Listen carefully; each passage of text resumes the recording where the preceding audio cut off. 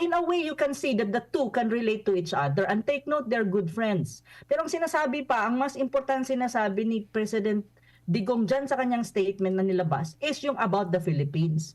Na yung polisiya ni Biden is not actually good for the Philippines and putting us in a brink of war. Lalo na dun sa mga EDCA bases, sa proportioning of military assets, and exactly yung tinatawag niya, sinasabi niyang missile na na-deploy dito sa ating bansa.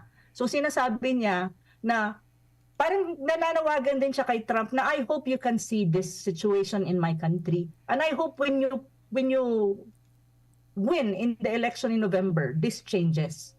Yun din yung nababasa ko at yun ang reading ko din. Well, sa akin, ang impact sa akin ng statement ni President Duterte. Because if you really look at what is happening to President Duterte in the Philippines and what is happening to Trump in the United States, and hindi lang ngayon, mula pa noon yan, makikita mo